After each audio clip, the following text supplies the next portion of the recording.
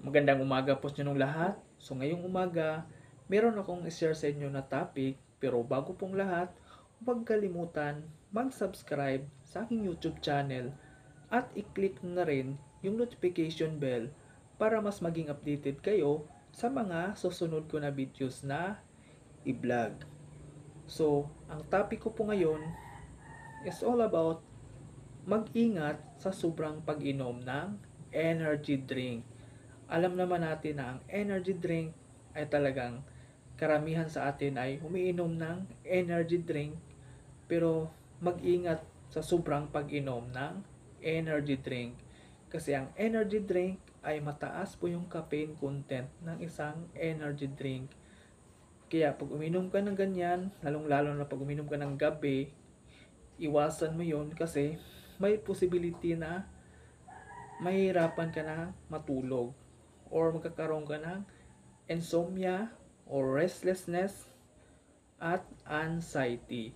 At alam nyo ba na ang labis na pag-inom ng energy drink ay may posibilidad na hindi maging regular yung beat ng ating puso or irregular heartbeat o arrhythmia. So, importante na dapat tandaan natin na ang labis na pag-inom ng energy drink ay pwedeng magkaroon ng posibilidad ng komplikasyon sa yung pinatawag na yung pagkahilo, yung tinatawag na constipated, at saka tumataas yung timbang mo at tumataas yung blood sugar level mo dahil sa taas ng sugar level na nasa energy drink. Kaya importante na dapat pag uminom ka ng energy drink, dapat uminom ka rin ng maraming tubig. Nang sa ganon, mawash out yung acid na talagang pumapasok sa ating internal organs, lalong-lalo na sa ating kidney. Importante, uminom ng 6 to 8 glasses of water a day para maiwasan yung kidney failure. Kasi importante rin na dapat mong malaman, huwag uminom ng energy drink pag walang laman yung tiyan mo.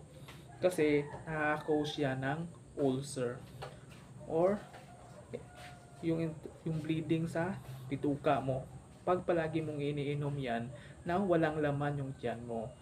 Kaya meron ding pag-aaral na may possibility na lumalabo yung paningin mo pag uminom ka palagi ng energy drink. Kaya napaka-importante na dapat tandaan na ang energy drink ay meron naman talaga siyang ingredients na amino acids or yung taurine na mataas talaga sa content ng amino acids sa taurine, pero wag sobra kasi nakakasama talaga yon sa kalusugan natin. Kaya wag kalimutan pa rin na gumamit yung mga alternatibong paraan to boost energy level sa ating katawan. Marami naman mga alternative. Pwede ka uminom ng tubig na merong American lemon as long as healthy drink. Kasi pag uminom ka ng energy drink, marami po siyang hindi magandang maidulot pag sobrang dami yung iniinom mo sa lalong-lalo na pag araw-araw mo siyang iniinom. Kasi may possibility talaga na yung iba ay talagang lumisan sa mundong ibabaw dahil nagkaroon ng irregular heartbeat at yun yung naging dahilan kaya lumisan sa mundong ibabaw. Kaya importante, kailangan ng proper nutrition at exercise. Kailangan talaga natin yan sa pang-araw-araw nating buhay kasi napaka-importante na dapat is pawisan ka talaga. 30 minutes nga dapat a day pwede tayong pagpawisan para mas lumabas talaga yung toxins na dapat ilabas sa ating katawan. Kasi importante na dapat tandaan na lahat ng sobra o lahat ng labis ay nakakasama sa ating kalusugan. So, tandaan natin na dapat is maging maingat tayo sa pagpili ng mga inumin.